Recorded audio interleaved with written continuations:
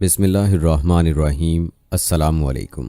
اربوں خربوں درود و سلام خاتم النبیین سیدنا حضرت محمد مصطفیٰ صلی اللہ علیہ وآلہ وسلم پر، ان کی اولاد، ان کی آل پر اللہ تعالیٰ مغفرت فرمائے، آپ کی، میری، ساری امت کے مسلمانوں کی، آمین۔ دوستو، بہت سے لوگ حضرت آدم علیہ السلام اور حضرت اماں حوا علیہ السلام کے متعلق سوال کرتے ہیں کہ حضرت آدم علیہ السلام اور اماں حوا علیہ السلام سے پہلے دنیا میں کیا تھا اور یہ دنیا کیسے وجود میں آئی۔ لہٰذا آج کی اس ویڈیو میں آپ کو بتائیں گے کہ حضرت آدم علیہ السلام سے بھی پہلے اس دنیا میں کون سے پیغمبر آئے تھے، یعنی حضرت آدم علیہ السلام اور اماں حوا علیہ السلام سے پہلے دنیا میں کیا تھا اور یہ دنیا کیسے وجود میں آئی، اور حضرت آدم علیہ السلام جنت سے زمین پر کہاں اترے تھے۔ یہ سب آپ کو بتائیں گے، بلکہ ویڈیو میں آپ یہ بھی جانیں گے کہ حضرت آدم علیہ السلام کی تخلیق مٹی سے کیوں ہوئی اور وہ مٹی کہاں سے لائی گئی تھی، اور حضرت آدم علیہ السلام نے دنیا میں زندگی کیسے گزاری۔ حضرت آدم علیہ السلام جنت سے کیا لے کر آئے تھے، اور اس ویڈیو کے آخر میں آپ کو یہ بھی بتائیں گے کہ حضرت آدم علیہ السلام کی وفات کب اور کیسے ہوئی۔ دوستو، سب سے پہلے یہاں یہ جان لیجئے کہ مذہبی کتب اور مختلف ماہرین اور سائنسدانوں نے تھیوریز دی ہیں جن کے مطابق زمین پر آدم علیہ السلام کو اتارنے سے پہلے شیطان کو پھینکا گیا، یعنی حضرت آدم علیہ السلام کی تخلیق کے بعد حضرت آدم علیہ السلام کو جنت میں بھیجا گیا اور فرشتوں کو انہیں سجدہ کرنے کا حکم دیا گیا، جس پر شیطان نے انکار کر دیا۔ اس وجہ سے ابلیس کو جنت سے نکال کر زمین پر پھینک دیا گیا، جہاں ہزاروں سال یہ روتا رہا، اور پھر اس نے اللہ سے قیامت تک مہلت لے کر اولاد آدم کو راہ راست سے بھٹکانے کی قسم اٹھائی۔ ابلیس چونکہ ایک جن تھا اور آگ سے بنا ہوا تھا، اس لیے قیاس کیا جاتا ہے کہ زمین پر حضرت آدم علیہ السلام سے پہلے جنات موجود تھے۔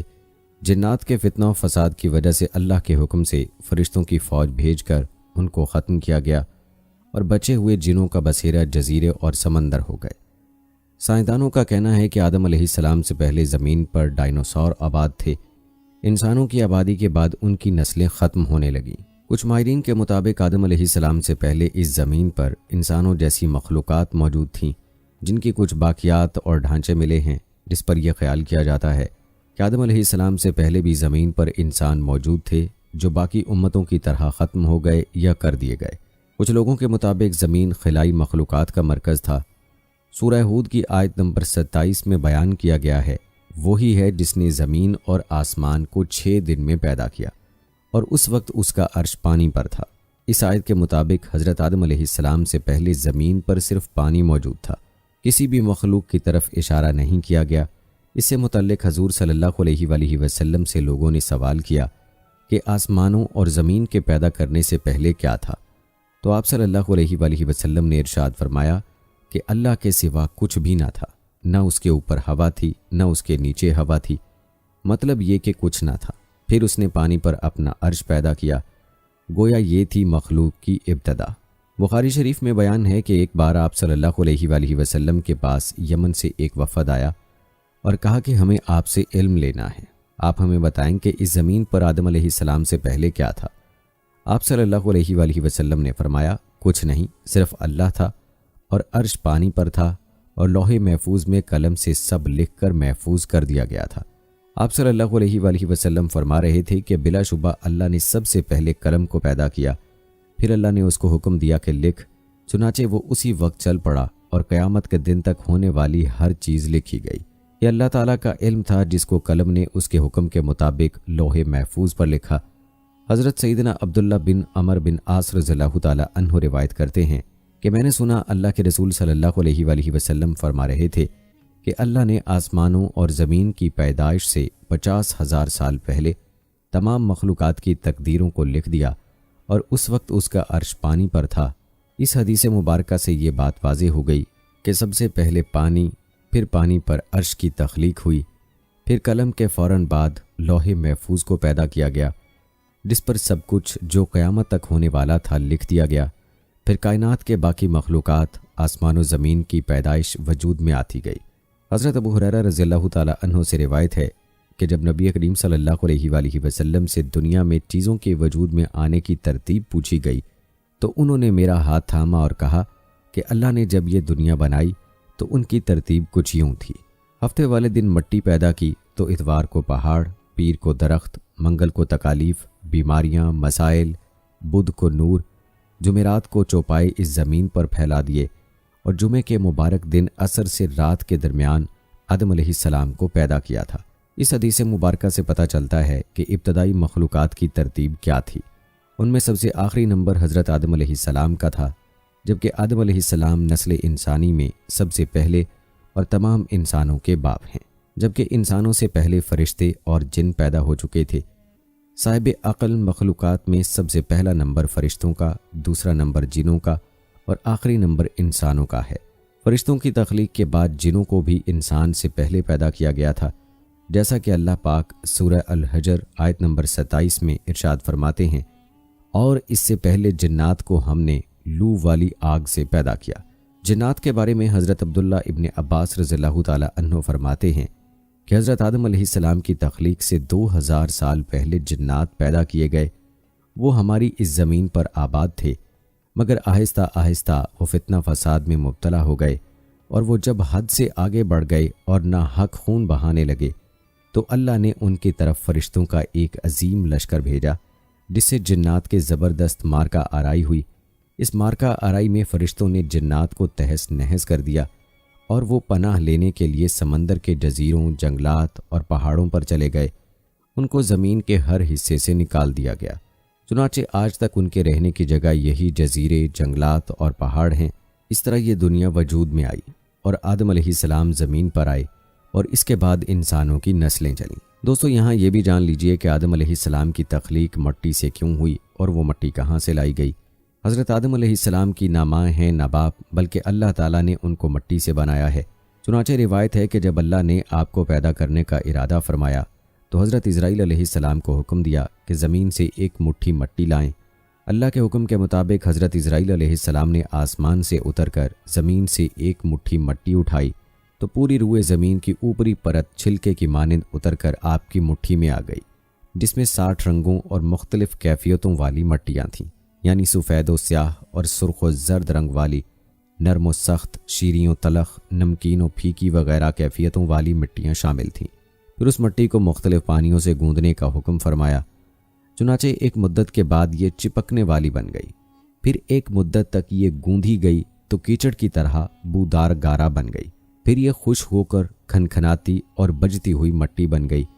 پھر اس مٹی سے حضرت آدم علیہ السلام کا پتلا بنا کر جنت کے دروازے پر رکھ دیا گیا، جس کو دیکھ دیکھ کر فرشتوں کی جماعت تعجب کرتی تھی، کیونکہ فرشتوں نے ایسی شکل و صورت کی کوئی مخلوق کبھی دیکھی ہی نہیں تھی۔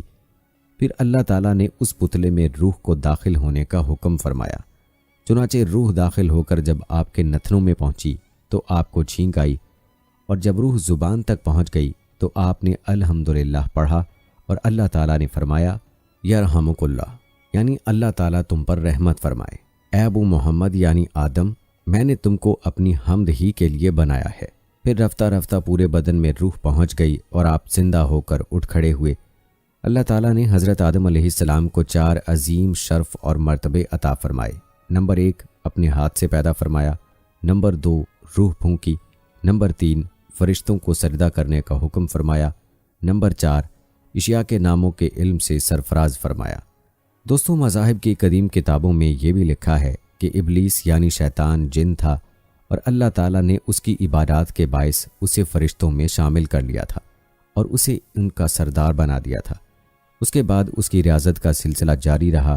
اس کائنات کا کوئی ایسا چپا یا کوئی ایسا ٹکڑا نہیں تھا جس پر ابلیس نے سجدہ نہ کیا ہو۔ یہ ان سجدوں، ان ریاضتوں، ان عبادات کا نتیجہ تھا کہ اللہ تعالیٰ نے ابلیس کو فرشتوں کا سردار بنایا۔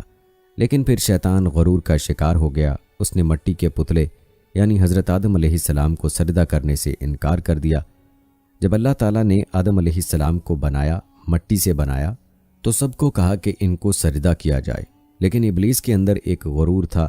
اس نے کہا کہ میں آگ سے بنا ہوں، یہ مٹی سے بنا ہے، میں اسے کیوں سجدہ کروں؟ اس نے سجدہ کرنے سے انکار کر دیا، اور یہاں سے خیر اور شر کی طاقتوں کے درمیان جنگ کا آغاز ہو گیا۔ قدیم صحائف نے لکھا ہے کہ جب شیطان کو حضرت آدم علیہ السلام کو سجدہ کرنے کا حکم دیا گیا تو اس نے حضرت آدم علیہ السلام پر حقارت سے تھوک دیا تھا۔ شیطان کا تھوک حضرت آدم علیہ السلام کے پیٹ پر گرا تھا، اور اس کے بعد اللہ تعالیٰ نے حضرت جبرائیل علیہ السلام کو تھوک والی مٹی نکالنے کا حکم دے دیا۔ حضرت جبرائیل علیہ السلام نے یہ مٹی نکالی تو حضرت آدم علیہ السلام کے پیٹ پر ایک چھوٹا سا سوراخ بن گیا، یہ سوراخ ناف کی شکل میں آج بھی ہمارے پیٹ پر موجود ہے۔ اللہ تعالیٰ نے اس ناف کی مٹی سے جس پر شیطان نے تھوکا تھا اس سے کتے کو بنایا تھا۔ دوستو، کتے کی تخلیق کے متعلق دوسری روایت یہ بھی ملتی ہے کہ جب حضرت آدم علیہ السلام اور حضرت اماں حوا علیہ السلام کو اللہ تبارک و تعالیٰ نے زمین پر بھیجا تو شیطان نے زمینی درندوں کو ورغلایا کہ وہ ان دونوں کو کھا جائیں، تو تب اللہ تبارک و تعالیٰ نے کتے کو پیدا کیا، جس نے حضرت آدم علیہ السلام اور حضرت اماں علیہ السلام کی ان درندوں سے حفاظت فرمائی۔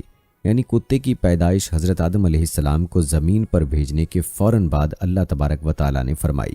بہرحال دوستو، ایک حدیث میں نقل کیا گیا کہ حضرت آدم علیہ السلام کا پتلا جس مٹی سے بنایا گیا، چونکہ وہ مختلف رنگوں اور مختلف کیفیتوں کی مٹیوں کا مجموعہ تھی، اس لیے آپ کی اولاد یعنی انسانوں میں مختلف رنگوں اور قسم قسم کے مزاجوں والے لوگ ہیں۔ حضرت ابو موسیٰ اشعری رضی اللہ تعالی عنہ سے روایت ہے کہ نبی کریم صلی اللہ علیہ وآلہ وسلم نے ارشاد فرمایا، اللہ تعالیٰ نے حضرت آدم علیہ السلام کو ایک مٹھی خاک سے پیدا فرمایا۔ یہ مٹی تمام روئے زمین سے حاصل کی گئی تھی۔ یہی وجہ ہے کہ حضرت آدم علیہ السلام کی نسل میں مختلف رنگ و زبان کے لوگ پائے جاتے ہیں۔ حضرت آدم علیہ السلام کی کنیت ابو محمد یا ابو البشر اور آپ کا لقب خلیفۃ اللہ ہے، اور آپ سب سے پہلے اللہ تعالیٰ کے نبی ہیں۔ آپ نے 960 برس کی عمر پائی اور بوقت وفات آپ کی اولاد کی تعداد 1,00,000 ہو چکی تھی، جنہوں نے طرح طرح کی صنعتوں اور عمارتوں سے زمین کو آباد کیا۔ قرآن مجید میں بار بار اس مضمون کا بیان ہے کہ حضرت آدم علیہ السلام کی تخلیق مٹی سے ہوئی۔ چنانچہ سورہ آل عمران میں ارشاد فرمایا کہ عیسیٰ کی کہاوت اللہ کے نزدیک ایک آدم کی طرح ہے، اسے مٹی سے بنایا، پھر فرمایا ہو جا، وہ فوراً ہو جاتا ہے۔ دوسری آیت میں اس طرح فرمایا کہ بے شک ہم نے ان کو چپکتی مٹی سے بنایا۔ کہیں یہ فرمایا کہ اور بے شک ہم نے آدم کو بجتی ہوئی مٹی سے بنایا، جو اصل میں ایک سیاہ بودار گارا تھی۔ جب حضرت آدم علیہ السلام کو اللہ تعالیٰ نے بہشت میں رہنے کا حکم دیا تو آپ جنت میں تنہائی کی وجہ سے کچھ ملول ہوئے، تو اللہ تعالیٰ نے آپ پر نیند کا غلبہ فرمایا اور آپ گہری نیند سو گئے۔ تو نیند ہی کی حالت میں آپ کی بائیں پسلی سے اللہ تعالیٰ نے حضرت حوا علیہ السلام کو پیدا فرمایا۔ جب آپ نیند سے بیدار ہوئے تو یہ دیکھ کر حیران رہ گئے کہ ایک نہایت ہی خوبصورت اور حسین و جمیل عورت آپ کے پاس بیٹھی ہوئی ہے۔ آپ نے ان سے فرمایا کہ تم کون ہو اور کس لیے یہاں آئی ہو؟ تو حضرت حوا علیہ السلام نے جواب دیا کہ میں آپ کی بیوی ہوں، اور اللہ تعالیٰ نے مجھے اس لیے پیدا فرمایا ہے تاکہ آپ کو مجھ سے انس اور سکون قلب حاصل ہو، اور مجھے آپ سے انسیت اور تسکین ملے، اور ہم دونوں ایک دوسرے سے مل کر خوش رہیں اور پیار و محبت کے ساتھ زندگی بسر کریں، اور اللہ تعالیٰ کی نعمتوں کا شکر ادا کرتے رہیں۔ قرآن مجید میں ایک مقام پر اللہ تعالیٰ نے حضرت حوا علیہ السلام کے بارے میں ارشاد فرمایا، اور اسی میں سے اس کا جوڑا بنایا اور ان دونوں سے بہت مرد و عورت پھیلا دیے۔ حضرت آدم و حوا علیہ السلام کی تخلیق کا واقعہ مضامین قرآن مجید کے ان عجائبات میں سے ہے جس کے دامن میں بڑی بڑی عبرتوں اور نصیحتوں کے گوہر آبدار کے انبار پوشیدہ ہیں، جن میں سے چند یہ ہیں۔ اللہ تعالیٰ نے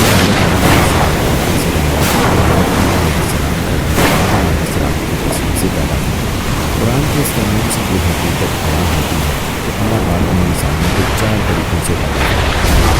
اول یہ کہ مرد و عورت دونوں کے ملاپ سے جیسے عام طور پر انسانوں کی پیدائش ہوتی ہے، چنانچہ قرآن مجید نے صاف فرمایا ہے کہ بے شک ہم نے آدمی کو پیدا کیا ملی ہوئی منی سے۔ دو یہ کہ تنہا مرد سے انسان پیدا کرتے اور وہ حضرت حوا علیہ السلام نے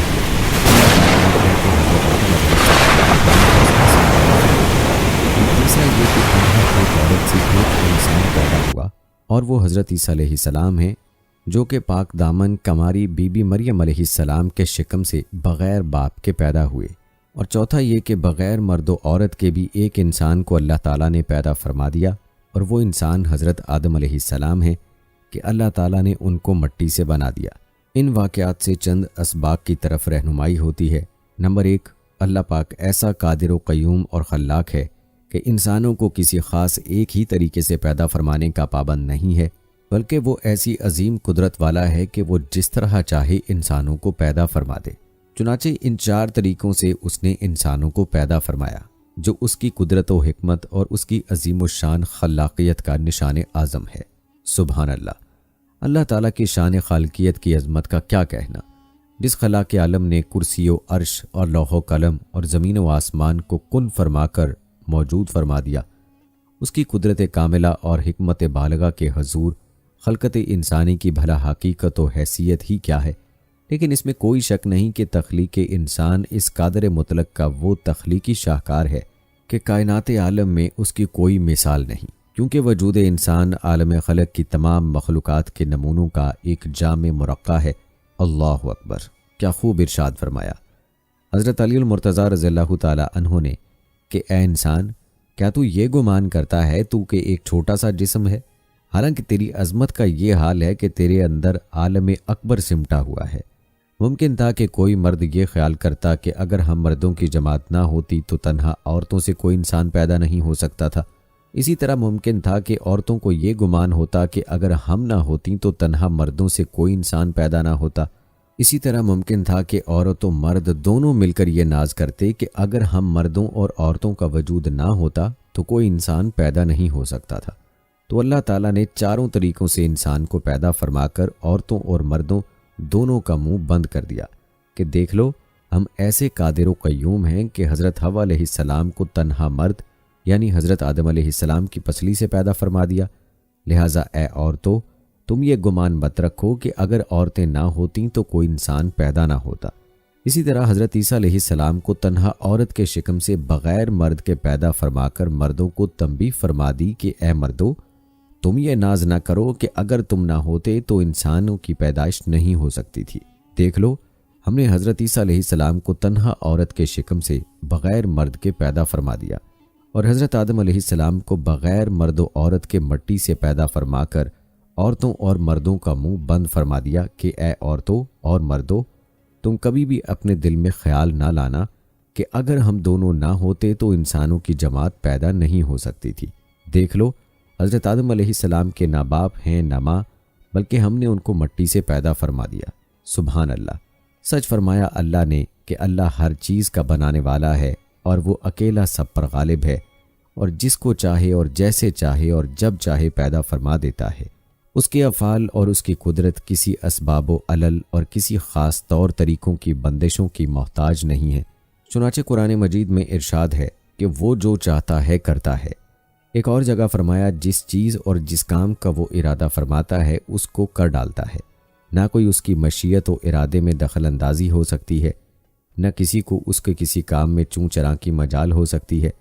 اب یہاں دوستو یہ بھی جان لیجئے کہ حضرت آدم علیہ السلام کو پیدا ہوئے کتنے سال گزر چکے ہیں۔ حضرت آدم علیہ السلام اور حضرت محمد صلی اللہ علیہ وآلہ وسلم کے بیچ کا وقفہ کیا تھا؟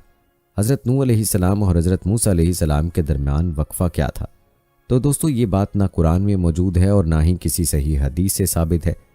البتہ اس بارے میں بعض تاریخی روایات ملتی ہیں۔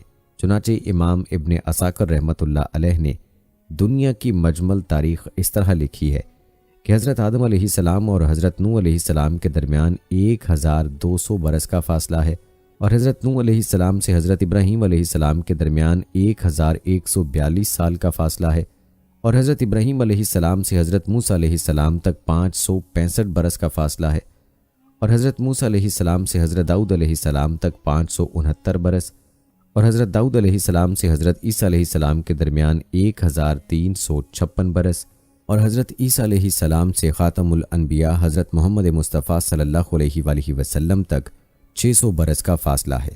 جہاں تک ان انبیاء کی حیات رہنے کا تعلق ہے تو حضرت آدم علیہ السلام 960 برس، حضرت نوح علیہ السلام 950 برس، حضرت ابراہیم علیہ السلام 200 برس، حضرت داؤد علیہ السلام 100 برس، حضرت عیسیٰ علیہ السلام 33 برس، اور آپ صلی اللہ علیہ وآلہ وسلم 63 برس تک باقاعد حیات رہے۔ لہٰذا اس حساب کے مطابق حضرت آدم علیہ السلام کے دنیا میں تشریف لانے سے لے کر اب تک تقریباً 9288 سال گزر چکے ہیں۔ آپ صلی اللہ علیہ وآلہ وسلم اور حضرت آدم علیہ السلام کے بیچ کا درمیانی وقفہ تقریباً 6835 سال ہے، اور حضرت نوح علیہ السلام اور حضرت موسیٰ علیہ السلام کے درمیان کا وقفہ 1907 سال ہے۔ دوستو یہاں یہ بھی جان لیجئے کہ حضرت آدم علیہ السلام جنت سے کہاں اترے تھے۔ اس بارے میں تفسیر در منشور میں ہے کہ حضرت آدم علیہ السلام مکہ اور طائف کے درمیان میں موجود دجنہ نامی علاقے میں اترے تھے۔ بعض کا کہنا ہے کہ حضرت آدم علیہ السلام صفا پہاڑی پر اترے تھے۔ حکم الہی میں کوتاہی کی وجہ سے حضرت آدم علیہ السلام کے جنت سے نکلنے کا وقت آیا، تب آپ علیہ السلام نے حضرت حوا علیہ السلام کا ہاتھ تھم کر کہا، چلو اب غربت اور بے کسی کا وقت آن پہنچا۔ اس وقت حضرت جبرائیل علیہ السلام نے آ کر کہا کہ تم دونوں الگ ہو جاؤ، کیونکہ یہی اللہ تعالیٰ کا حکم ہے کہ تم دونوں کو دنیا میں مختلف مقامات پر اتارنا ہے۔ یہ سنتے ہی حضرت آدم علیہ السلام نے حضرت حوا علیہ السلام کا ہاتھ چھوڑ دیا۔ پھر حضرت آدم علیہ السلام کو سرندیپ جو کہ سری لنکا میں ہے اور حضرت حوا علیہ السلام کو جدہ کے قریب اتارا گیا، اور شیطان کو حضرت آدم علیہ السلام اور حضرت حوا علیہ السلام کے اتارنے سے پہلے ہی ایلا میں اتار دیا گیا تھا۔ اس وقت کے اعتبار سے جدہ اور سرندیپ کے درمیان تقریباً 2100 میل کا فاصلہ تھا۔ حضرت آدم علیہ السلام کی جنتی زبان عربی تھی، لیکن وہ ان کو بھلا دی گئی۔ اس کے عوض آپ علیہ السلام کو سریانی زبان عطا کی گئی۔ بعد ازاں جب آپ کی توبہ قبول کر لی گئی تو پھر عربی زبان عطا کر دی گئی۔ پھر جب آدم علیہ السلام حکم الہی پر حج کے لیے تشریف لے گئے تو آپ علیہ السلام کی ملاقات مزدلفہ کے مقام پر اما حوا سے ہوئی۔ اس وجہ سے مزدلفہ کے معنی قربت والی جگہ بنتا ہے۔ جدہ سعودی عرب کا سب سے بڑا شہر ہے۔ حضرت عبداللہ بن عمر رضی اللہ تعالیٰ عنہ فرماتے ہیں، اللہ تعالیٰ نے حضرت آدم علیہ السلام کو ہندوستان میں اتارا، پھر آپ علیہ السلام مکہ تشریف لے گئے، وہاں سے شام تشریف لے گئے اور وہیں انتقال ہوا۔ اسی طرح رسول اللہ صلی اللہ علیہ وآلہ وسلم نے ارشاد فرمایا، حضرت آدم علیہ السلام ہندوستان میں اترے تھے۔ ابن عساکر نے ایک روایت نقل کی ہے، حضرت آدم علیہ السلام جب زمین پر بھیجے گئے تو انہیں ہندوستان میں اتارا گیا۔ تاریخی اعتبار سے دیکھا جائے تو ہندوستان کے علاقہ سیلون کے جزیرے سرندیپ میں بوز نامی پہاڑی پر آدم علیہ السلام کے قدم کے نشان ملتے ہیں۔ بعد میں یہ پہاڑ سری لنکا کے حصے میں آ چکا ہے، جسے تاریخی روایات کے مطابق حضرت آدم علیہ السلام کے نقش پا سے منسوب کیا جاتا ہے۔ اسی مناسبت سے اس پہاڑ کو آدم کی چوٹی یا کوہ آدم کا نام دیا جاتا ہے۔ اس پہاڑ کو سرندیپ بھی کہا جاتا ہے۔ کوہ آدم کی پہاڑی سری لنکا کی دوسری بڑی چوٹی ہے۔ 7300 فٹ بلند یہ چوٹی سری لنکا کے دارالحکومت کولمبو سے 220 کلومیٹر کے فاصلے پر ہے۔ سری لنکا کے ضلع رتنا پور میں واقع اس چوٹی تک پہنچنے کے لیے کولمبو سے کینڈی اور پھر ڈلہوزی آنا پڑتا ہے۔ ڈلہوزی شہر کے قریب سے یہ پہاڑی شروع ہوتی ہے۔ کوہ آدم پر چڑھنے کے لیے موزوں وقت رات کا ہے۔ رات کو 11-12 بجے کے درمیان سیاحوں کی اکثریت سفر شروع کرتی ہے۔ پہاڑ کی چوٹی تک پہنچنے کے لیے تقریباً 4.5 گھنٹے مسلسل سفر کرنا پڑتا ہے۔ پہاڑ کو کاٹ کر 7,500 سیڑھیاں بنائی گئی ہیں۔ پہاڑ کا 2/3 سفر تو سیاح بآسانی طے کر لیتے ہیں، لیکن چوٹی کے قریب کا 1/3 سفر انتہائی دشوار ہے۔ یہاں سے آگے کے سفر میں پہاڑ کی عمودی سطح پر بنائی گئی ان سیڑھیوں کے دونوں جانب لگی سٹیل کی ریلنگ پکڑ کر ہی اوپر چڑھا جا سکتا ہے۔ کوہ آدم کی چوٹی پر نقش پا آدم کو ڈھانپ کر محفوظ کر دیا گیا ہے۔ وقفے سے اسے عام زیارت کے لیے کھولا جاتا ہے۔ زائرین کی بڑی تعداد بت مت کے مقررہ اصولوں کی پاسداری کرتے ہوئے زیارت کرتی ہے۔ یہ نقش ایک سخت سیاہ پتھر میں ہے۔ اس گڑھے میں دائیں پاؤں کا نقش ہے جو تقریباً 5 فٹ لمبا اور 2 فٹ چوڑا ہے۔ اس پاؤں کے نقش کی لمبائی اور چوڑائی سے کسی بھی انسان کے جسم کا قد کا اندازہ 35 فٹ لگایا گیا ہے۔ کوہ آدم پر واقع نقش پا کے مقام تک پہنچنے کے لیے کئی آرام گاہیں بنائی گئی ہیں۔ پہاڑ کی بلندی سے دریا کا منظر بھی انتہائی خوبصورت ہے۔ طلوع آفتاب کا منظر تابناک، سورج کی کرنوں میں آسمان کے بدلتے رنگ انتہائی خوشکن نظر آتے ہیں۔ زائرین اپنے اپنے عقیدے کے مطابق فجر اور طلوع آفتاب کے وقت یہاں عبادت کرتے ہیں۔ بدھ مت کے پیروکار طلوع آفتاب کے وقت سادو کا ورد کرتے ہیں۔ مسلمانوں کے نزدیک یہ نقش پا حضرت آدم علیہ السلام کا ہے۔ بدھ مت کے مطابق یہ نشان بدھا کا ہے اور ہندوؤں کے دھرم کے مطابق یہ نقش شیوا جی کا ہے۔ بدھ مذہب کی سب سے پرانی کتاب مہاونس میں بھی اس قدم کا ذکر ہے۔ اپریل کے مہینے میں زائرین کی بڑی تعداد یہاں آتی ہے۔ مقامی زبان میں اس پہاڑی کو سریپاڈا کہا جاتا ہے۔ تاریخی حوالے بتاتے ہیں کہ سکندر اعظم اور ابن بطوطہ نے بھی زیارت کے لیے یہاں کا سفر کیا۔ ابن بطوطہ نے اپنے سفر نامے میں اس کا ذکر انتہائی دلچسپ پیرائے میں کیا ہے۔ اس کا بیان ہے کہ میں نے جزیرہ سیلان یعنی سری لنکا آنے کے بعد سیلان کے راجا سے کہا کہ میں قدم شریف کی زیارت کرنا چاہتا ہوں۔ سری لنکا کے راجا حکمران نے میرے سفر کا اہتمام کیا۔ سیلان میں آدم کو باوا اور ہوا کو ماما کہتے ہیں۔ راجا نے مجھے ایک ڈولا دیا اور کئی غلام دیے جو مجھے ڈولے میں بٹھا کر لے گئے۔ راجا نے 4 جوگی بھی میرے ساتھ کر دیے۔ یہ جوگی راستے سے خوب واقف تھے۔ اس کے علاوہ 3 برہمن اور 10 اہلکاروں کے علاوہ 15 آدمی بھی میرا سامان اٹھانے کے لیے ساتھ کر دیے۔ پانی اس راستے میں بکثرت ہے۔ پہلے دن ہم ایک دریا پر پہنچے اور بید کی چھڑیوں سے بنی ہوئی کشتی میں اس دریا کو عبور کیا۔ وہاں سے ہم منار منڈلی پہنچے۔ وہاں ایک غار ہے جس کو غار نارنج کہتے ہیں، اور ایک دوسرا غار ہے اس کو راجا کا غار کہتے ہیں۔ اس کے پاس پہاڑ کا دروازہ ہے جس کو جبل سرندیپ کہتے ہیں۔ جب ہم وہاں پر گئے تو بادل ہم سے نیچے تھے۔ ابن بطوطہ کے مطابق کوہ آدم تک رسائی کے لیے زائر جس راستے سے گزر کر چوٹی تک پہنچتا ہے، اسی راستے میں ایسے خوشنما درخت ملتے ہیں جن کے پتے کبھی نہیں جھڑتے۔ پہاڑی سرخ گلاب کا پھول ہتھیلی کے برابر ہوتا ہے۔ لوگوں کا گمان ہے کہ اس پھول میں اللہ اور محمد صلی اللہ علیہ وآلہ وسلم کا نام قلم و قدرت سے لکھا ہوا ہوتا ہے۔ اس کے پاس پہاڑ کا دروازہ ہے جس کو جبل سرندیپ کہتے ہیں۔ یہ پہاڑ دنیا کے بلند پہاڑوں میں سے ہے۔ اس پہاڑ کے ذریعے قدم تک جانے کے 2 راستے ہیں، ایک کو بابا کا راستہ کہتے ہیں اور دوسرے کو ماما کا، یعنی آدم و حوا کے راستے۔ ماما کا راستہ آسان ہے، اس راستے سے زائرین واپس آتے ہیں، اور اگر کوئی ماما کے راستے سے جائے تو سمجھتے ہیں کہ اس نے زیارت ہی نہیں کی۔ بابا کا راستہ بڑا دشوار گزار ہے اور اس پر چڑھنا نہایت مشکل ہے۔ اس خطرناک ڈھلوان دار راستے پر زائرین کی سہولت کے لیے پہاڑ تراش کر سیڑھیاں کھدوائی گئی ہیں۔ ان سیڑھیوں پر چڑھنے والوں کو گرنے سے بچانے کے لیے لوہے کی میخیں گاڑ کر زنجیریں لٹکائی گئی ہیں۔ یہ 10 زنجیریں ہیں۔ 10ویں زنجیر کو زنجیر شہادت کہتے ہیں۔ اس زنجیر کے پاس جب مسافر پہنچتا ہے اور وہ پہاڑ سے نیچے کی طرف دیکھتا ہے تو اس کے ہوش اڑ جاتے ہیں۔ اس زنجیر کے پاس ہی ایک غار ہے جسے سکندر اعظم کی غار سے منسوب کیا جاتا ہے۔ اس غار کے ساتھ ایک چشمہ بھی ہے۔ اس چشمے میں مچھلیاں بکثرت ہیں، لیکن ان کو پکڑنا آسان نہیں۔ چشمے سے 7 میل کے فاصلے پر غار خضر ہے۔ یہ غار حضرت خضر علیہ السلام سے منسوب ہے۔ اس غار سے 2 میل اوپر قدم کا نشان ہے۔ یہ قدم بابا آدم کے پاؤں کا نقش بتایا جاتا ہے۔ یہ نقش ایک سخت سیاہ پتھر میں ہے۔ ابن بطوطہ کے مطابق کوہ آدم کی چوٹی تک پہنچنے کے لیے 9 میل چڑھائی چڑھنی پڑتی ہے۔ 6 میل چڑھائی کے بعد اصلی چوٹی نظر نہیں آتی۔ یہاں زمین اور سمندر کا نظارہ قابل دید ہے۔ ابن بطوطہ کے مطابق یہاں اہل چین بھی زیارت کے لیے آتے ہیں۔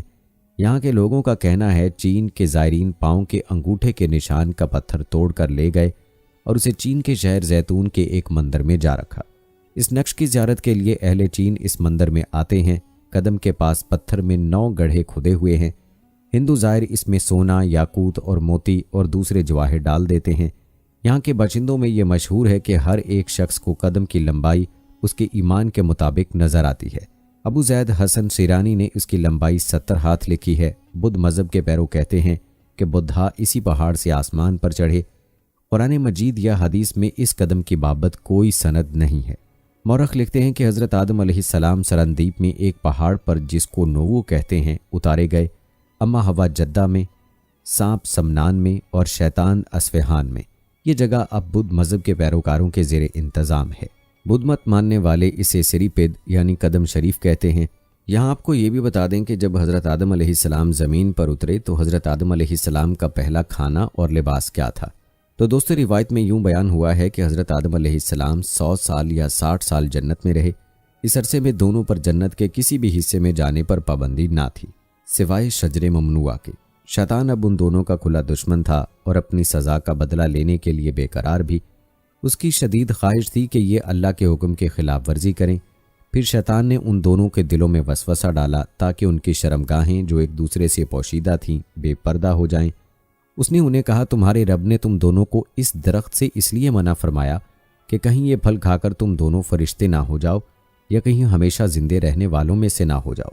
شیطان کی ان باتوں نے حضرت حوا علیہ السلام کو سوچنے پر مجبور کر دیا، اور پھر شیطان کے مسلسل اور تواتر کے ساتھ سازشیں رنگ لائیں اور اس نے حضرت حوا علیہ السلام کو پھل کھانے پر راضی کر لیا۔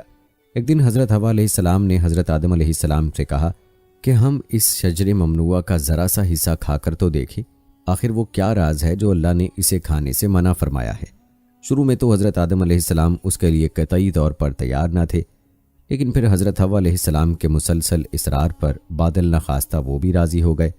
ابھی ان دونوں نے پھل کو پورے طور پر چکھا بھی نہ تھا کہ ان کی سترگاہیں ایک دوسرے پر عیاں ہو گئیں، جس پر دونوں بدحواسی اور پریشانی میں جنت کے درختوں کے پتے توڑ توڑ کر اپنا بدن چھپانے لگے۔ اللہ نے دونوں کو پکارا اور فرمایا، کیا میں نے تم کو منع نہیں کیا تھا کہ اس درخت کا پھل نہ کھانا اور شیطان کے ورگلانے میں نہ آنا؟ یہ تمہارا کھلا دشمن ہے۔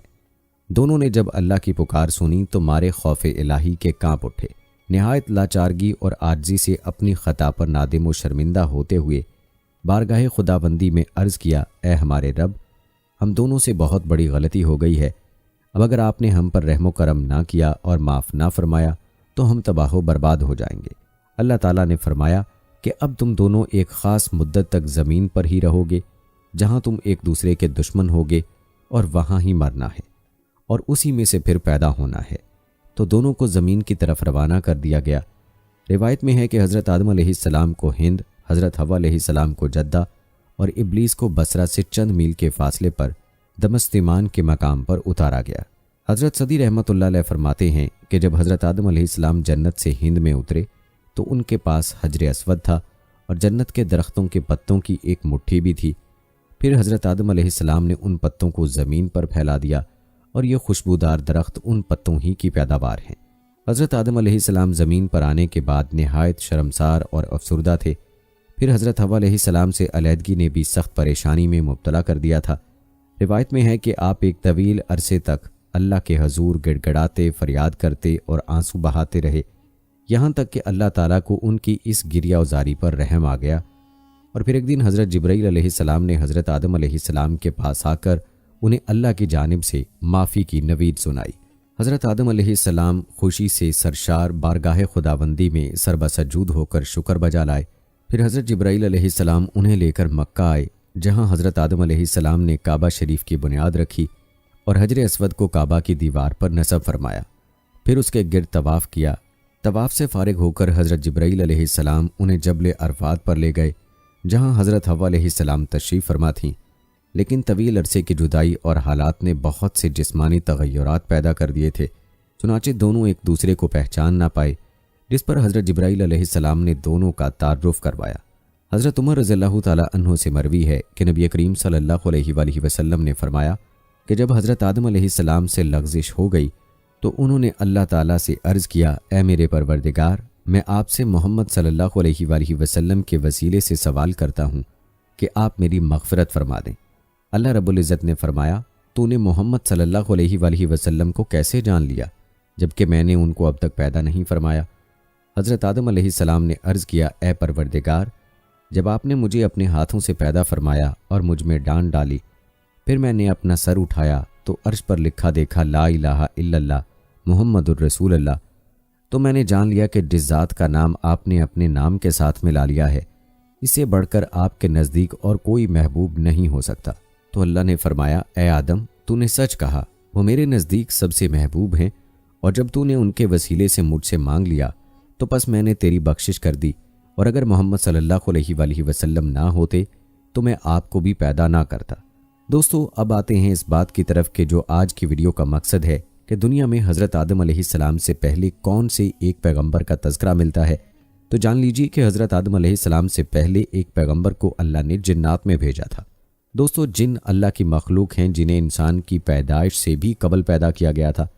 بعض محققین اور تاریخ دان لکھتے ہیں کہ جنات کو آدم علیہ السلام کی تخلیق سے بھی 2000 سال قبل تخلیق کیا گیا تھا۔ قرآن حکیم میں اس کا ذکر اس طرح سے آیا ہے، اور ہم نے انسان کو کھنکتے ہوئے گارے سے پیدا کیا ہے اور جنوں کو اس سے بھی پہلے بے دھوئیں کی آگ سے پیدا کیا۔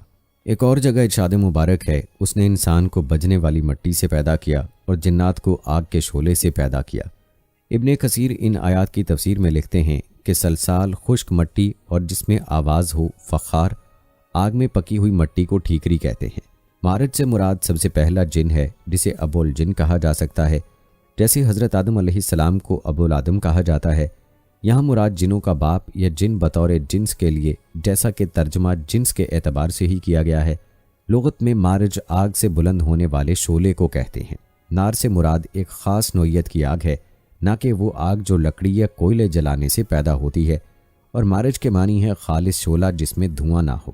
جس طرح پہلا انسان مٹی سے بنایا گیا، پھر تخلیق کے مختلف مدارج سے گزارتے ہوئے اس کے جسد خاکی نے گوشت پوست کے زندہ بشر کی شکل اختیار کی اور آگے اس کی نسل نطفے سے چلی، اسی طرح پہلا جن خالص آگ کے شعلے یا آگ کی لپٹ سے پیدا کیا گیا، اور اس میں اس کی ذریت سے جنوں کی نسل پیدا ہوئی۔ ان کا وجود بھی اصلاً ایک آتشی وجود ہی ہے، لیکن جس طرح ہم محض ایک تودہ خاک نہیں ہیں، اسی طرح وہ بھی محض شعلہ آتشی نہیں ہے۔ ایک روایت میں آیا ہے کہ جنوں کو جمعرات کو تخلیق کیا گیا تھا، جنوں کو اللہ تعالیٰ نے اپنی عبادت کے لیے پیدا کیا تھا، جس کی تصدیق قرآن مجید نے ان الفاظ میں کی ہے، اور میں نے جنوں اور انسانوں کو اس لیے پیدا کیا کہ وہ میری عبادت کریں۔ اس آیت مبارکہ سے ثابت ہو رہا ہے کہ انسان ایک مخلوق ہے جسے اللہ نے عبادت کے لیے پیدا کیا ہے۔ حضرت آدم علیہ السلام کی خلقت سے پہلے جنات کے درمیان پیغمبر مبعوث ہوئے ہیں، کیونکہ اللہ پاک قرآن مجید میں خلقت کے مقصد کو جن و انس کی عبادت اور ان کو کمال تک پہنچانا بیان کرتا ہے اور فرماتا ہے، میں نے جن و انس کو عبادت کے لیے خلق کیا ہے۔ روایت میں آیا ہے کہ ایک شامی مرد نے حضرت علی رضی اللہ تعالیٰ عنہ سے پوچھا کہ کیا خدا نے جنات کی جانب کسی پیغمبر کو بھیجا ہے؟ علی رضی اللہ تعالیٰ عنہ نے جواب میں فرمایا، ہاں، ایک پیغمبر جس کا نام یوسف تھا ان کی ہدایت کے لیے بھیجا گیا، لیکن انہوں نے اسے شہید کر دیا۔ یہ روایت بھی دلیل ہے کہ جنات میں ان کے ہی 9 سے پیغمبر ہوتے تھے۔ اس بنا پر جو کچھ ہم نے بیان کیا ہے، اس سے واضح ہوا کہ جن بھی مکلف ہیں اور فرائض رکھتے ہیں اور انسان کی خلقت سے پہلے ان کی ہدایت کے لیے پیغمبر مبعوث ہوئے ہیں، لیکن اس کی کیفیت ہمارے لیے واضح نہیں۔ دوستو، معراج کے سفر میں نبی کریم صلی اللہ علیہ وآلہ وسلم جب پہلے آسمان پر پہنچے تو وہاں آپ صلی اللہ علیہ وآلہ وسلم نے حضرت آدم علیہ السلام کو دیکھا، جن کے دائیں جانب بھی لوگوں کی جماعتیں تھیں اور بائیں جانب بھی۔ آپ صلی اللہ علیہ وآلہ وسلم نے دیکھا کہ حضرت آدم علیہ السلام جب دائیں جانب دیکھتے ہیں تو ہنستے ہیں اور بائیں جانب دیکھتے ہیں تو روتے ہیں۔ حضرت صلی اللہ علیہ وآلہ وسلم فرماتے ہیں کہ میں نے حضرت جبرائیل علیہ السلام سے پوچھا، اے جبرائیل، یہ کیا ہے؟ انہوں نے کہا، یہ حضرت آدم علیہ السلام ہیں اور یہ ان کی اولاد کی روحیں ہیں۔ جب دائیں جانب دیکھتے ہیں جو جنتی ہیں تو ہنستے ہیں، اور جب بائیں جانب دیکھتے ہیں جو جہنمی ہیں تو روتے ہیں۔ اس کے ساتھ ہی دوستو یہاں یہ بھی جان لیجئے کہ حضرت آدم علیہ السلام نے زمین پر آ کر سب سے پہلے کس چیز کی خواہش کی؟ تو دوستو، حضرت آدم علیہ السلام جب جنت سے زمین پر تشریف لے آئے تو بارگاہ خداوندی میں عرض کیا کہ خدایا، میں یہاں نہ تو ملائکہ کی تسبیح و عبادت کی آواز سن سکتا ہوں، نہ ہی کوئی عبادت خانہ نظر آتا ہے، جیسا کہ آسمان میں بیت المعمور دیکھتا تھا جس کے ارد گرد ملائکہ طواف کرتے تھے۔ اس پر اللہ پاک کا حکم آیا کہ جاؤ، جہاں پر ہم نشان بتائیں وہاں پر کعبۃ اللہ بنا دو اور اس کے ارد گرد بھی طواف کر لو، اس کی طرف نماز بھی ادا کر لو۔ جبرائیل علیہ السلام ان کی رہبری کے لیے ان کے ساتھ چل پڑے اور انہیں اس مقام پر لے آئے تھے جہاں سے زمین بنی تھی، یعنی جس جگہ جھاگ بنی تھی، اور پھر وہی جھاگ پھیل کر پوری زمین بنی۔ حضرت جبرائیل علیہ السلام نے اپنا پر مار کر 7ویں زمین تک بنیاد رکھ دی، جس کو ملائکہ نے 5 پہاڑوں کے پتھروں سے بھرا، کوہ طور، کوہ لبنان، کوہ جودی، کوہ طور زیتہ اور کوہ ہرا۔ بنیاد بھرنے کے بعد نشان کے لیے چاروں طرف کی دیواریں بھی اٹھا دیں۔ اس طرف حضرت آدم علیہ السلام نماز بھی پڑھتے رہے اور طواف بھی کرتے رہے۔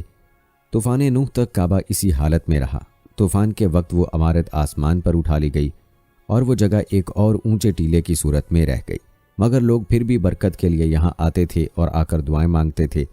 پھر حضرت ابراہیم علیہ السلام کے زمانے تک کعبہ اسی حالت میں رہا۔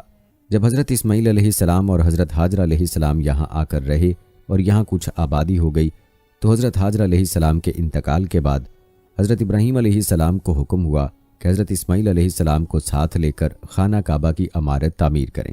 اس کی نشانی اس طرح کی گئی کہ ایک بادل کا ٹکڑا بھیجا گیا تاکہ اس کے سائے سے کعبے کی حد مقرر کی جائے۔ حضرت جبرائیل علیہ السلام نے اس سائے کی مدد سے خط کھینچا اور حضرت ابراہیم علیہ السلام نے اس خط پر اس قدر کھدائی کی کہ بنیاد آدم نمودار ہو گئی۔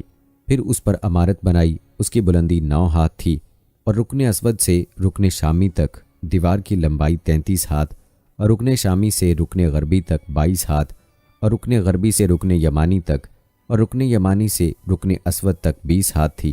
اسی طرح خانہ کعبہ کی عمارت مستطیل کی شکل میں بنی۔ حضرت ابراہیم علیہ السلام نے خانہ کعبہ کے اندر ایک تغار سا بنایا تاکہ کعبہ کے لیے جو نذرانے اور تحفے آئیں وہ اس میں رکھے جا سکیں۔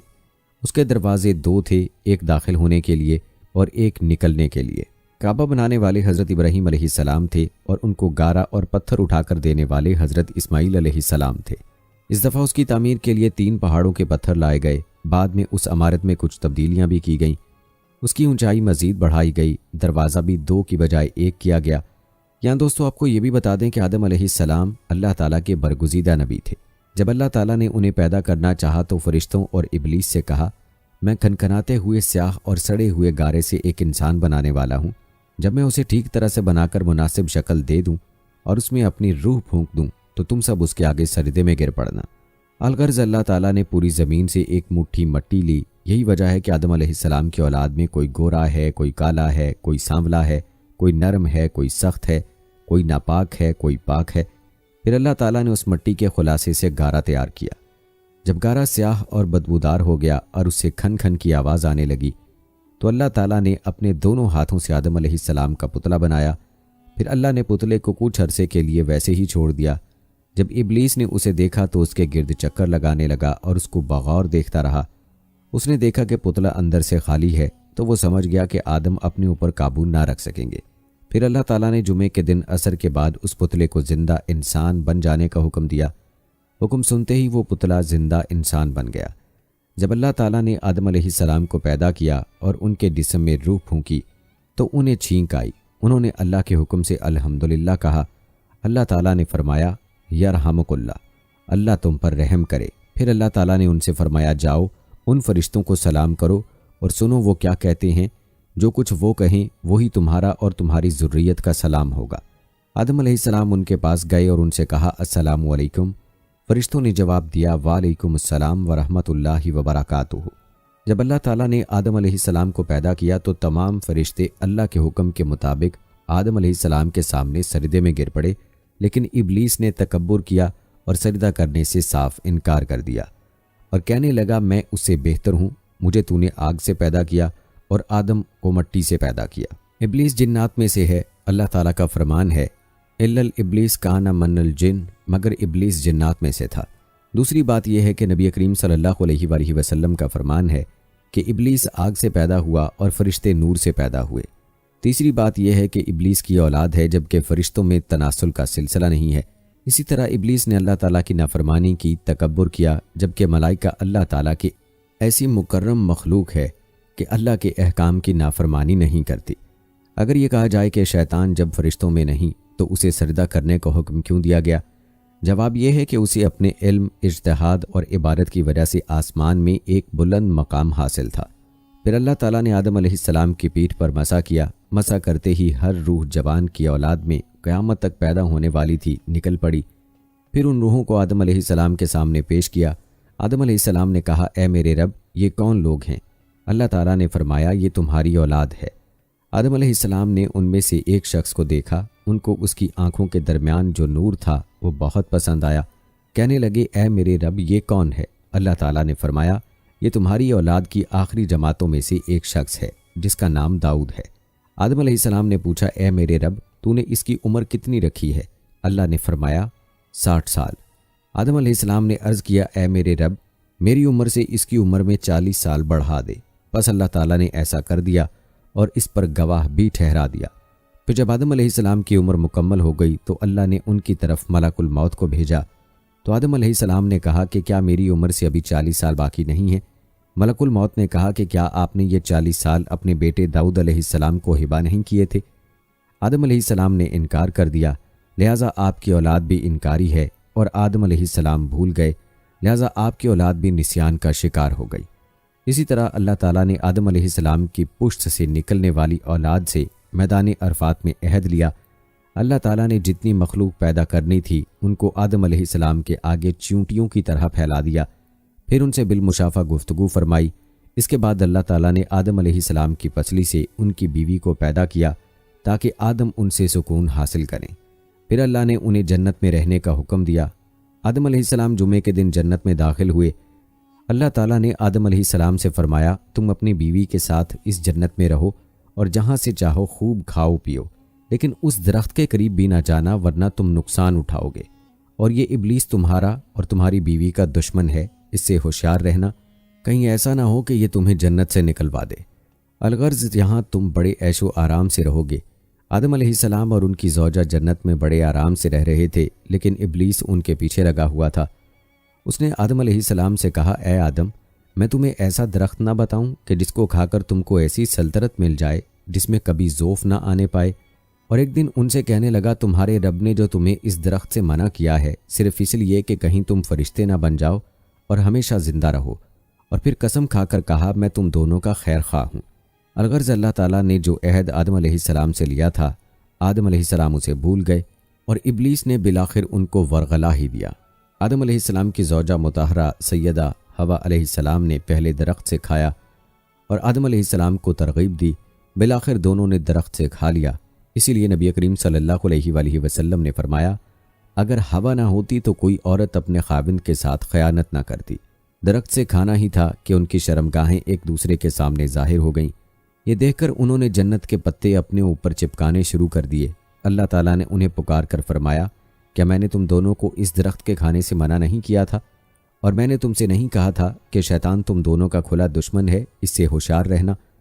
اللہ تعالیٰ نے آدم علیہ السلام کو طویل القامت پیدا کیا تھا، سر میں بال گھنے تھے۔ جب انہوں نے اس درخت سے کھا لیا تو ان کا لباس علیحدہ ہو گیا، ان کا سطر نظر آنے لگا۔ وہ بھاگے تو ایک درخت نے ان کے بال پکڑ لیے، وہ اس سے جھگڑنے لگے۔ اللہ تعالیٰ نے فرمایا اے آدم مجھ سے بھاگتے ہو؟ آدم علیہ السلام نے عرض کیا تجھ سے شرم آتی ہے اس نافرمانی کی وجہ سے۔ اللہ تعالیٰ نے فرمایا تم یہاں سے اتر کر نیچے چلے جاؤ، اب تمہیں کچھ عرصے کے لیے زمین پر رہنا ہے اور وہیں فائدہ اٹھانا ہے۔ پھر اللہ تعالیٰ نے جمعہ ہی کے دن انہیں زمین پر اترنے کا حکم دیا اور اسی دن وہ زمین پر اتار دیے گئے۔ اللہ تعالیٰ نے اس درخت کا تعین نہیں کیا جسے آدم علیہ السلام کو منع کیا گیا تھا، اور تعین میں ہمارے لیے کوئی فائدہ نہیں ہے۔ اگر ہوتا تو اللہ تعالیٰ ہمارے لیے ضرور بیان فرما دیتا، اور قرآن کی تفسیر کرنے والے کے لیے ضروری ہے کہ وہ قرآن کے مبہم مقامات کا تعین اس وقت تک نہ کرے جب تک رسول اللہ صلی اللہ علیہ وآلہ وسلم کی صحیح صریح حدیث نہ مل جائے۔ آدم علیہ السلام کتنی مدت جنت میں رہے اور ان کی اولاد جنت میں ہوئی یا نہیں، ان کے متعلق صحیح معلومات ثابت نہیں ہیں۔ آدم علیہ السلام کی اولاد میں شادی کا طریقہ تاریخ میں نقل ہے کہ حوا علیہ السلام کے ہاں ہر حمل سے ایک لڑکا اور ایک لڑکی پیدا ہوتے تھے۔ ایک حمل سے پیدا ہونے والا لڑکا دوسرے حمل سے پیدا ہونے والی لڑکی سے شادی کرتا تھا۔ حدیث میں ہے کہ قیامت کے دن جب لوگ جنت کے قریب ہو جائیں گے تو آدم علیہ السلام کے پاس آئیں گے، کہیں گے اے ہمارے باپ ہمارے لیے جنت کو کھلوا دو۔ تو آدم علیہ السلام کہیں گے کہ تم کو اس جنت سے صرف تمہارے باپ کی غلطی نے نکالا تھا۔ آدم علیہ السلام اپنی زوجہ کے ساتھ زمین پر آ گئے۔ اللہ تعالیٰ نے دعائیہ کلمات سکھائے، ان دونوں نے ان دعائیہ کلمات کے ساتھ اللہ تعالیٰ سے معافی مانگی۔ اللہ تعالیٰ نے جمعہ کے روز ان کی توبہ قبول فرمائی۔ جب آدم علیہ السلام زمین پر رہنے لگے تو پھر اللہ نے ان کے لیے عمدہ لباس کا انتظام فرمایا، اور اللہ تعالیٰ نے ان کی اولاد کو عزت و کرامت سے سرفراز فرمایا۔ بحر و بر میں ان کی نقل و حرکت کے لیے سواریاں مہیا کیں اور ان کے لیے پاکیزہ کھانوں کا انتظام فرمایا، اور اپنی بہت سی مخلوقات پر برتری عطا فرمائی۔ آدم علیہ السلام کی اولاد بہت ہوئی، ان میں سے دو نے ایک مرتبہ اللہ تعالیٰ کی راہ میں قربانی پیش کی۔ اللہ نے ایک کی قربانی قبول فرمائی، دوسرے کی نہیں۔ جن کی قربانی قبول نہیں ہوئی اپنے بھائی سے کہنے لگا میں تجھے ضرور قتل کروں گا۔ بھائی نے جواب دیا کہ اللہ تعالیٰ تو متقی لوگوں کی قربانی قبول فرماتا ہے، تم میں تقوی نہیں ہے، اس لیے تمہاری قربانی قبول نہیں ہوئی، اس میں میرا کیا قصور ہے؟ بالآخر اس نے اپنے بھائی کو قتل کیا۔ قتل کرنے کے بعد سمجھ نہیں آیا کہ اپنے مقتول بھائی کی لاش کا کیا کرے۔ اللہ تعالیٰ نے ایک کوا بھیجا جو زمین پر اتر کر زمین کو کوریدنے لگا۔ قاتل بھائی نے کوے سے سیکھا کہ کس طرح اپنے بھائی کی لاش کو چھپائے، پھر اپنے اس فعل پر بہت شرمندہ ہوا اور افسوس کیا۔ قاتل کا نام قابیل تھا، مقتول کا نام حابیل تھا۔ قابیل پہلا شخص ہے جس نے بنی آدم میں قتل کو جاری کیا۔ آدم علیہ السلام بہت روئے اس قتل پر اور افسوس کیا۔ آدم علیہ السلام کی عمر اللہ تعالیٰ نے 1000 سال رکھی تھی۔ آدم علیہ السلام نے 40 سال اپنی عمر میں سے داؤد علیہ السلام کو ہبہ کیے تھے۔ بہرحال اللہ تعالیٰ نے آدم علیہ السلام کی عمر 1000 سال کر دی اور داؤد علیہ السلام کی عمر 100 سال کر دی۔ حابیل کے مرنے کے بعد اللہ تعالیٰ نے آدم علیہ السلام کو ایک بیٹا دیا، انہوں نے ان کا نام شیث علیہ السلام رکھا، اور اپنی وفات سے پہلے حضرت شیث علیہ السلام کو وصیت کی۔ جب فرشتوں نے حضرت آدم علیہ السلام کی روح قبض کر لی، فرشتے اپنے ساتھ کفن اور خوشبو لے کر آئے تھے۔ پھر فرشتوں نے انہیں غسل دیا، کفن پہنایا اور نماز جنازہ پڑھی، قبر کھودی اور لحد میں دفن کیا۔ پھر کہا اے بنی آدم، یہ ہے تکفین و تدفین وغیرہ کا طریقہ۔ آدم علیہ السلام کا انتقال جمعہ کے روز ہوا، دفن کی جگہ نامعلوم ہے۔ آدم علیہ السلام کے انتقال کے بعد سیدہ حوا علیہ السلام کا انتقال ہو گیا۔ آدم علیہ السلام کا قد 60 ہاتھ تھا۔ ابو ہریرہ رضی اللہ تعالیٰ عنہ سے روایت ہے کہ نبی کریم صلی اللہ علیہ وآلہ وسلم نے فرمایا، موسیٰ علیہ السلام نے آدم علیہ السلام سے بحث کی کہ آپ نے لوگوں کو اپنی غلطی گناہ کے سبب سے جنت سے نکلوایا اور انہیں بدبخت بنایا۔ آدم علیہ السلام نے فرمایا، اے موسیٰ علیہ السلام، اللہ تعالیٰ نے آپ کو رسالت اور کلام کرنے کے لیے چنا اور آپ مجھے ایک ایسے معاملے میں ملامت کر رہی ہیں جو اللہ تعالیٰ نے میری تخلیق سے قبل لکھ دیا تھا۔ رسول اللہ صلی اللہ علیہ وآلہ وسلم نے فرمایا، آدم علیہ السلام دلیل کے ذریعے موسیٰ علیہ السلام پر غالب آ گئے۔ اور ہاں دوستو، آخر میں حضرت آدم علیہ السلام کی وفات کب اور کیسے ہوئی، اس حوالے سے آپ کو آگاہ کر دوں کہ جب حضرت آدم علیہ السلام حابیل کی موت کی وجہ سے بے قرار رہتے تھے، تب اللہ پاک نے حضرت جبرائیل علیہ السلام کو ان کی تسلی کے لیے بھیجا۔ انہوں نے حضرت آدم علیہ السلام کو بحکم خداوندی بتایا، اللہ ان کو ایک فرزند عنایت کرے گا جس کی نسل سے پیغمبر پیدا ہوں گے، حضرت شیث علیہ السلام۔ چنانچہ حابیل کے مرنے کے 5 سال بعد حضرت آدم علیہ السلام کے ہاں فرزند پیدا ہوا جس کا نام شیث رکھا۔ اس کا مطلب ہے اللہ کا دیا ہوا تحفہ۔ یہ نام رکھنے کی وجہ یہ ہے کہ حابیل کے مرنے کے 5 سال بعد اللہ پاک نے ان کو شیث عطا فرمایا۔ جب حضرت آدم علیہ السلام کی وفات کا وقت قریب آیا تو انہوں نے اپنے بیٹوں سے فرمایا کہ بیٹو، میرا جنت کے پھل کھانے کا جی چاہ رہا ہے۔ وہ تلاش کے لیے نکل گئے تو انہیں سامنے سے فرشتے آتے ہوئے ملے جن کے پاس حضرت آدم علیہ السلام کا کفن اور خوشبو تھی، اور ان کے پاس کلہاڑے اور ٹوکریاں بھی تھیں۔ انہوں نے کہا کہ آدم کے بیٹو، تمہیں کس چیز کی تلاش ہے؟ انہوں نے کہا کہ ہمارے والد بیمار ہیں اور جنت کے میوے کھانے کی خواہش رکھتے ہیں۔ فرشتوں نے کہا کہ واپس چلے جاؤ، تمہارے والد فوت ہونے والے ہیں۔ اور جب فرشتے حضرت آدم علیہ السلام کی روح قبض کرنے کے لیے آئے تو حوا علیہ السلام نے ان کو دیکھ کر پہچان لیا اور وہ حضرت آدم علیہ السلام سے چمٹ گئیں۔ حضرت آدم علیہ السلام نے فرمایا کہ مجھ سے الگ ہو جاؤ، پہلے بھی مجھے تمہارے ذریعے سے ہی مصیبت پہنچی تھی، مجھے میرے رب کے فرشتوں کا ساتھ دینے دو۔ فرشتوں نے ان کی روح قبض کی، غسل دیا، کفن پہنایا، خوشبو لگائی، آپ کی قبر کھودی اور لحد تیار کی۔ حضرت جبرائیل علیہ السلام نے ان کے بیٹے حضرت شیث علیہ السلام کو نماز جنازہ پڑھنے کا طریقہ بتایا۔ آپ علیہ السلام نے نماز جنازہ پڑھائی۔ عام طور پر تاریخی کتب میں حضرت آدم علیہ السلام کی عمر مبارکہ 960 سال بیان کی گئی ہے۔ کہتے ہیں آپ کو جبل ابی قبیس کے گھر غار کنز میں دفن کیا گیا۔ حضرت ابن عباس رضی اللہ تعالیٰ عنہ کے بقول حضرت نوح علیہ السلام نے طوفان کے بعد کشتی سے اتر کر آپ کو بیت المقدس میں دفن کیا۔ حضرت حوا علیہ السلام کے بارے میں بھی بہت سی روایات ہیں کہ آپ بھی آدم علیہ السلام کی وفات کے 1 سال بعد ہی انتقال فرما گئیں اور ان کے ساتھ ہی دفن ہوئیں۔ ہماری اللہ پاک سے دعا ہے کہ اللہ پاک حضرت آدم علیہ السلام اور حضرت اماں حوا علیہ السلام کو امت مسلمہ کی طرف سے بہترین جزائے خیر عطا فرمائے اور ہمیں آدم و حوا علیہ السلام کی زندگی سے سبق سیکھنے اور اس پر عمل کرنے کی توفیق عطا فرمائے۔ آمین یا رب العالمین۔